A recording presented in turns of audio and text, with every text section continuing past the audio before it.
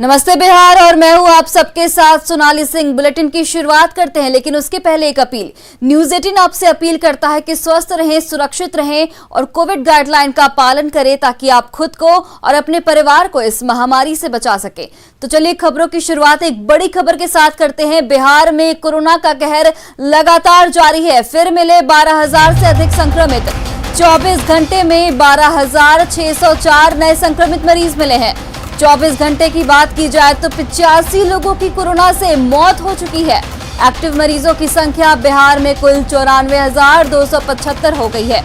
तो बिहार के लिए एक बड़ी खबर बता रहे हैं हम आपको, जिसमें कोरोना से संक्रमित मरीजों का आंकड़ा एक बार फिर से बढ़ा है। कल कुछ राहत भरी खबर थी कि कल 11,000 कुछ संक्रमित पाए गए थे, लेकिन आज फिर से 24 घंटे के अंदर 12,604 नए संक्रमित मरीज मिले हैं। बिहार में 24 घंटे में 85 लोगों की कोरोना से मौत हो गई है और इसके साथ ही बिहार में एक्टिव मरीजों की संख्या 94,275 हो गई है। वहीं पिछले 5 दिनों में संक्रमित मरीजों की बात करें तो 23 अप्रैल को 12,672 केस मिले, जबकि 24 अप्रैल को 12,359 पॉजिटिव केस पाए गए। 25 अप्रैल की बात की जाए तो 25 अप्रैल को 12,795 केस मिले थे। वहीं 26 अप्रैल को 12,000 से नीचे यानी 11,801 तक ये पूरा ग्राफ पहुंचा। वहीं कल एक बार फिर से 12,604 संक्रमित मरीज पाए गए।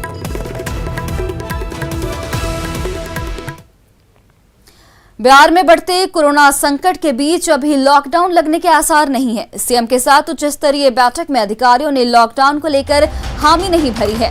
सूत्रों के हवाले से ये खबर है कि बाजार में कई चीजों और कड़ाई से पाबंदी लगेगी। इतना ही नहीं, नाइट कर्फ्यू में लापरवाही पर लगाम लगाने पर भी चर्चा की गई।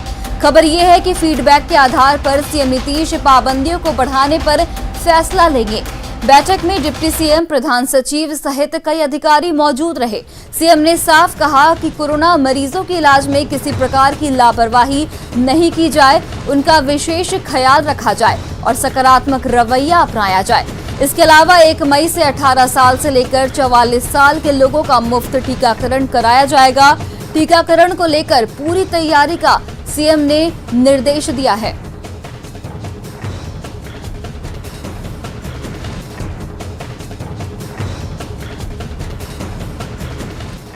तो बिहार में अभी लॉकडाउन के कोई आसार नहीं दिख रहे हैं। कल सीएम ने उच्च स्तरीय बैठक की, जिसमें डिप्टी सीएम समेत कई उच्च अधिकारी मौजूद थे, लेकिन अभी लॉकडाउन के आसार नहीं दिख रहे हैं। कोरोना के बढ़ते मामलों के बीच आज से तीसरे चरण के वैक्सीनेशन के लिए रजिस्ट्रेशन की शुरुआत हो रही है।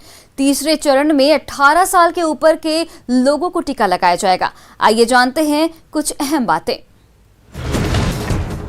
1 मई से वैक्सीनेशन की शुरुआत होगी। 18 साल से ज्यादा उम्र के लोगों को टीका लगाया जाएगा। कोविशील्ड और कोवैक्सीन को डोज दी जाएगी। प्राइवेट अस्पताल में भी आप टीका लगवा सकते हैं। कोविशील्ड प्राइवेट अस्पतालों को 600 रुपए प्रति डोज, कोवैक्सीन निजी अस्पतालों को 1,200 रुपए प्रति डोज दी जाएगी। बिहार झारखंड के साथ 17 राज्यों में फ्री वैक्सीनेशन। कोविन पोर्टल पर आज से शुरू हो रहा रजिस्ट्रेशन। आरोग्य सेतु ऐप पर आप भी करा सकते हैं रजिस्ट्रेशन। सीधे अस्पताल में जाकर रजिस्ट्रेशन नहीं होगा। कोरोना की वैक्सीन बेहद कारगर है और इसके शानदार नतीजे सामने आ रहे हैं। कोरोना को मात देने में वैक्सीन अहम भूमिका निभा रहा है। ऐसे में न्यूज 18 आपसे अपील करता है कि आप अगर 18 साल से ऊपर हैं तो रजिस्ट्रेशन कराएं और 1 मई से वैक्सीनेशन की शुरुआत हो रही है, जिसमें आप भी टीका लगवाएं। भारत में आबादी का बड़ा वर्ग युवाओं का है। कोरोना की इस महामारी को तभी पूरी तरह से खत्म किया जा सकता है जब ज्यादा से ज्यादा वैक्सीनेशन हो। ऐसे में अब तीसरे चरण में बड़ा तबका वैक्सीनेशन लेने जा रहा है।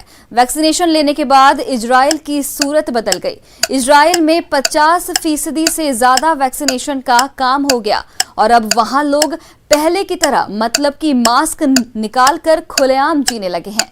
ऐसे में वैक्सीनेशन के महत्व को समझने की काफी जरूरत है ताकि हमारा देश भी कोरोना को पूरी तरह मसलने में कामयाब हो सके। वैक्सीन को लेकर किसी भी भ्रम में न रहें। भारत की दोनों वैक्सीन पूरी तरह से सुरक्षित है। अब तक के जो नतीजे हैं वो शानदार हैं। वैक्सीन लगने के बाद कोरोना फटक नहीं पाएगा। वैक्सीन खुद भी लें और दूसरों को भी प्रोत्साहित करें। मंगलवार की रात अहमदाबाद से रेमडेसिविर इंजेक्शन की बड़ी खेप पटना पहुंची। एयरपोर्ट से वैक्सीनेशन को सीधे एनएमसीएच ले जाया गया। 2 वैन में 157 कार्टन रेमडेसिविर को कड़ी सुरक्षा में एयरपोर्ट से एनएमसीएच पहुंचाया गया। देर रात एयरपोर्ट से एनएमसीएच तक रेमडेसिविर पहुंचाने का जायजा लिया न्यूज 18 संवाददाता संजय कुमार ने। रेमडेसिविर की दूसरी खेप पटना पहुंच गई। आप देखिए तस्वीरों में पटना एयरपोर्ट से अब ये गाड़ियां प्रस्थान कर रही हैं। 2 गाड़ियों में इसे लोड किया गया है और अब इसे यहां से लेकर गाड़ियां जो है वो प्रस्थान कर रही हैं। कहां जाएंगी ये गाड़ियां, किनको हैंडओवर किया जाएगा, इसे हम आपको आगे तस्वीरों में दिखाते हैं। रेमडेसिविर की दूसरी खेप पटना पहुंच चुकी है और अब पटना एयरपोर्ट से एनएमसीएच के लिए दोनों गाड़ियां रवाना हो चुकी हैं और आप तस्वीरों में देख सकते हैं न्यूज 18 की टीम भी इन दोनों गाड़ियों के साथ है और लगातार गाड़ियां जो हैं वो एनएमसीएच की ओर रुख करती नजर आ रही हैं।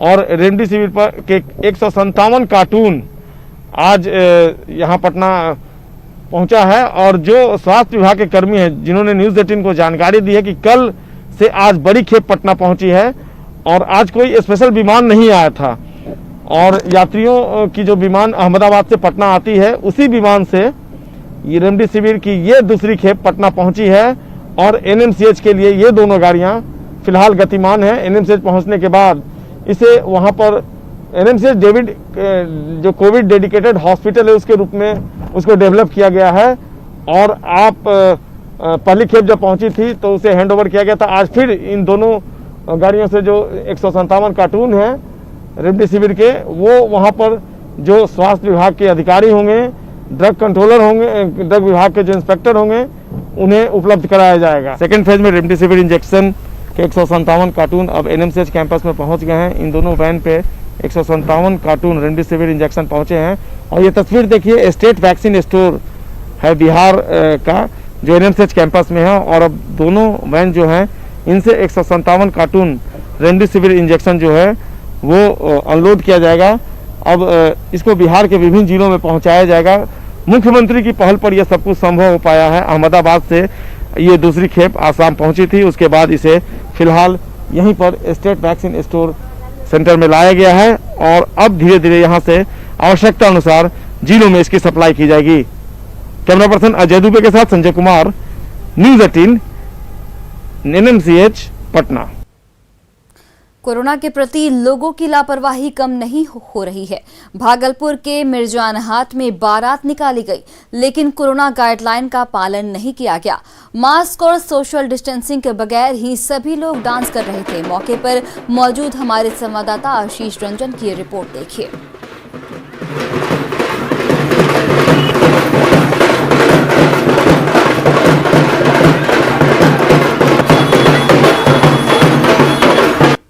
सरकार और पुलिस मुख्यालय के द्वारा कोरोना के बढ़ते संक्रमण को लेकर शादी विवाह में भी जो है गाइडलाइन जारी कर दिया है। इसको लेकर जो है कई तरह के गाइडलाइन हैं जिसमें मास्क लगाना जरूरी है, सैनिटाइजर की व्यवस्था करना है। लेकिन जिस तरह से आप देख सकते हैं कि भीड़ है, पूरी भीड़ है और कहीं से भी इसका पालन होता नजर नहीं आ रहा है और लोग जो है मस्ती में कहीं सारी चीज़ को भूल रहे हैं और लोग मस्ती में है, पूरी मस्ती में है। लेकिन जो सबसे बड़ा सवाल है कि भागलपुर में आज भी जो है लगभग 700 ऐसे मरीज हैं जो कोरोना पॉजिटिव हो गए, वहीं 13 लोगों की मौत भी हो गई है।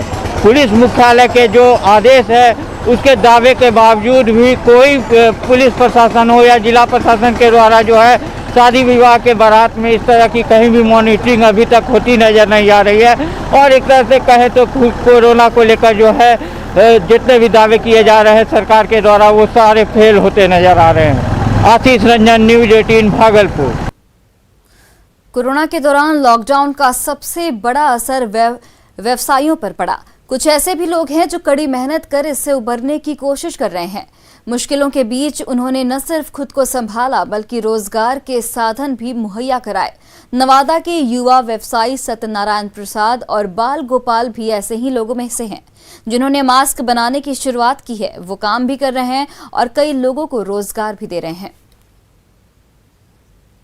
कोरोना ने लोगों की ज़िंदगी पर बेहद ही बड़ा असर डाला और जिसका कारण यह रहा कि कुछ लोग इससे उबर पाएँ और कुछ लोग अभी भी उससे उबरने का प्रयास कर रहे हैं। मगर कुछ ऐसे भी लोग हैं जो इस आपदा में अवसर तलाश कर अपने आप को संभालने का प्रयास किया है। हम आपको दृश्य दिखा रहे हैं मास्क उत्पादन एक स्थल से, जहां आप देख सकते हैं कि महिला एवं पुरुष के सहभागिता से मास्क का निर्माण किया जा रहा है और इस पूरे महामारी के दौरान ज़िले के साथ साथ अन्य ज़िलों में भी यहां से मास्क को भेजा जाता है। संचालक है उनसे हम जानते हैं, बताइए क्या कुछ कर रहे हैं। मेरा सबसे पहले तो कोविड में दुकान था रेडीमेड का, जो बिल्कुल बंद पड़ गया और बिजनेस में घाटा लग गया। उसके बाद मैंने सोचा कि अब कोविड है तो मास्क का उत्पादन शुरू करते हैं और इसमें हम वैसे लोगों को जो बेहद मजबूर थे उनको चुन के लाए और उन लोग को ट्रेनिंग दे करके और फिर यहाँ पे मास्क का उत्पादन शुरू किया। आप बताइए क्या आपको कैसे इसके बारे में पता चला? हमको आंटी जी से पता चला, घर के बगल में आंटी जी है, उन्हीं से पता चला। अच्छा, क्या आपको यहाँ आ रहे हैं तो आपको कुछ फ़ायदा हो रहा है? हाँ, फायदा हो रहा है। पहले आप घर पे ही बैठी रहती थी? पहले घर पे बैठे रहते थे, सिलाई करते थे। अच्छा, बताइए आपको क्या कैसे यहाँ पे आपको नौकरी मिला, क्या फ़ायदा हो रहा है आपको? काम करते हैं, पैसा मिलता है, परिवार चलता है, संसार चलता है, फायदा तो है ही है। लॉकडाउन में जो कठिनाइयाँ हुई तो यहाँ आने से पूरा हुआ आपका? एकदम बिल्कुल। अभी आपको लगातार काम मिल रहा है? जी। तो जैसा कि आपने सुना कि यहाँ पे काम करने वाले जो लोग हैं उन्होंने ये बताया कि वो लॉकडाउन के दौरान पूरी तरह से बेरोजगार हो गए थे और यहाँ आने के बाद उन्हें रोजगार मिला है जिससे उनका परिवार भी चल रहा है। अनिल विशाल, न्यूज़ 18 नवादा। कोरोना संक्रमण के बीच एक सुकून देने वाली खबर पटना से आई है। पटना में गंगा नदी का पानी स्वच्छ हुआ है। पिछली बार भी लॉकडाउन के वक्त ऐसा हुआ था और इस बार भी पानी साफ हुआ, जिससे गंगा भक्तों और नाविकों में खुशी साफ देखी जा रही है। पटना के गंगा घाट से देखिए संवाददाता आनंद अमृतराज की रिपोर्ट। कोरोना महामारी के बीच में एक अच्छी खबर आपको हम सुनाते हैं और दिखाते भी हैं। इस वक्त हम गंगा के बीचों बीच में हैं और आप तस्वीर देखिए। लॉकडाउन नहीं लगा है, लेकिन पिछली बार आपको याद होगा कि जब लॉकडाउन लगाया गया था तो गंगा का पानी काफ़ी स्वच्छ हो गया था। इस बार लॉकडाउन नहीं लगाया गया है, बावजूद इसके गंगा के पानी में स्वच्छता देखी जा रही है, सफाई देखी जा रही है और ये एक बहुत बड़ा आश्चर्य है जब इस बार गंगा का पानी कोरोना काल में स्वच्छ हुआ है, काफ़ी साफ हुआ है। एक नाविक हमारे साथ है, इनसे बातचीत करते हैं और इनसे जानना बेहद जरूरी है। बाबा, आपका नाम क्या है?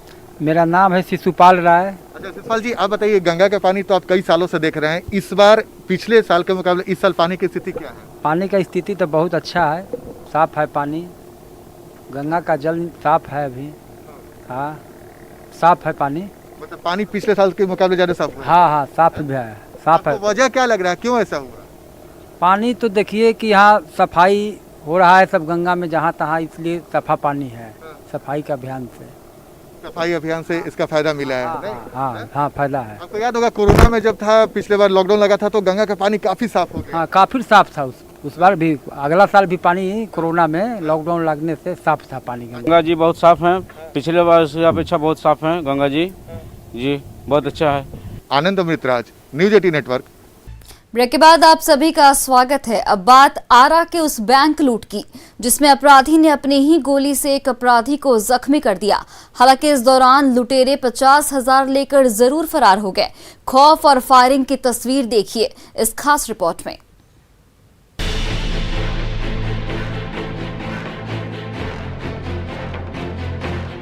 पीएनबी के पिरौटा ब्रांच में लूटपाट मची हुई है।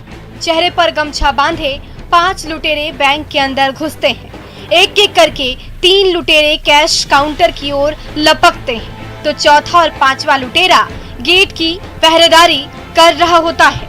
पांचों लुटेरे अपनी अपनी पोजीशन पर होते हैं। तभी ये देखिए ये कर्मचारी बाहर भागने की फिराक में होता है तो ये लुटेरा बंदूक दिखाकर उसे डराता है।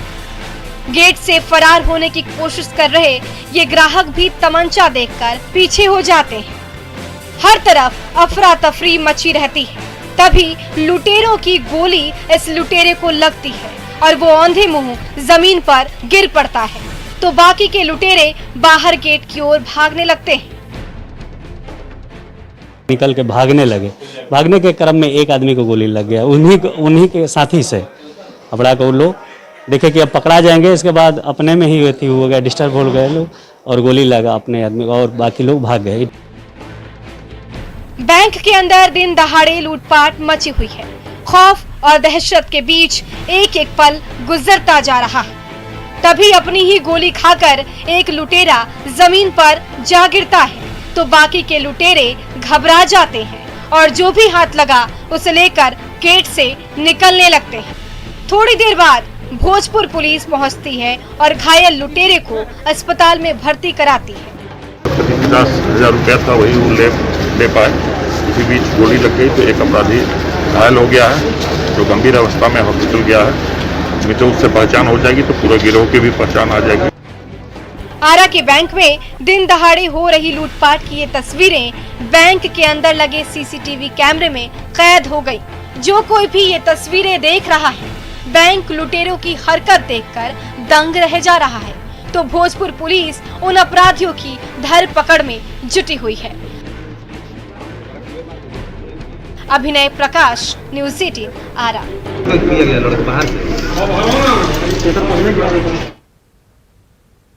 पटना अगम कुआं थाना क्षेत्र में बाइक सर्विस सेंटर में भीषण आग लग गई, पर देर रात उस आग पर काबू पा लिया गया। आग लगने के बाद मौके पर अफरा तफरी का माहौल हो गया था। कई फायर ब्रिगेड की गाड़ियों ने कड़ी मशक्कत के बाद आग पर काबू पाया। काफी देर तक इलाके की बिजली काट दी गई थी और स्थानीय लोग भी आग बुझाने में अपनी तरफ से फायर ब्रिगेड कर्मियों को मदद कर रहे थे।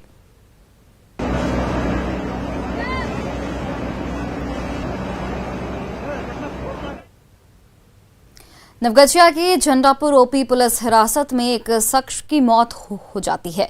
विभूति कुमारी उर्फ मनीष कुमार गौरीपुर के रहने वाले थे और पुलिस ने उन्हें गाड़ी लूट की साजिश में शामिल होने के आरोप में गिरफ्तार किया था। पुलिस के मुताबिक हाजत में उसने सोमवार रात फांसी लगाकर जान दे दी, लेकिन परिजनों ने पुलिस पर पिटाई का आरोप लगाते हुए हत्या का आरोप लगाया है। मृतक के शरीर पर जख्म मिले हैं जो पुलिस को कटघरे में खड़ा करती है। सवाल ये भी है कि गिरफ्तारी के 4 दिनों तक हाजत में ही क्यों रखा गया। इसको फंसा दिया चोरी केस में कि गाड़ी स्कॉर्पियो तुम ही चुरा कर बेचे हो, और दरोगा साहब ने जब इसको पकड़ा तो दरोगा साहब को कोई घूस दे दिया होगा सर और इसको मार दिया सर। देख लीजिए आपके सामने ही है सर। 22 या 23 का घटना है ये सर। और ध्रुवगंज से बाराती गया था मरवा सर, और मैं भाई से जब मिलने के लिए जाता था तो वो मना कर देता था कि नहीं मिलने देंगे। कौन? दरोगा साहब, नाम है हरि किशोर दरोगा, झंडापुर ओपी का वहीं रहता है वो। पूछताछ करने में ड्राइवर फिर कन्फेस किया कि नहीं कोई अपराधी गाड़ी लेके नहीं दे गया था, मैं ही लोभ में आ गया था। 2 अपराधी उसी के गांव के थे और 3 अपराधी खरीद के थे। ये सभी आपस में प्लानिंग करके इन्हें 50,000 रुपये को लोन भी दिया ड्राइवर को। पटना में कोरोना संक्रमण के बीच राज्य के करीब 1500 लैब टेक्नीशियन ने सरकार से स्थायी नियुक्ति की मांग की है। इन लोगों ने कहा है कि वे लोग पिछले 15 से 20 सालों से सेवा दे रहे हैं और संकट की इस घड़ी में बेहतर स्वास्थ्य सेवा के लिए रिक्त पदों पर नियुक्ति जरूरी है।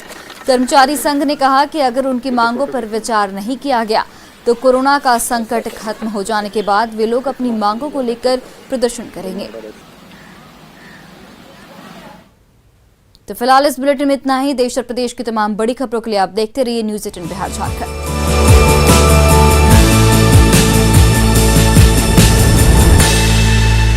Headline presented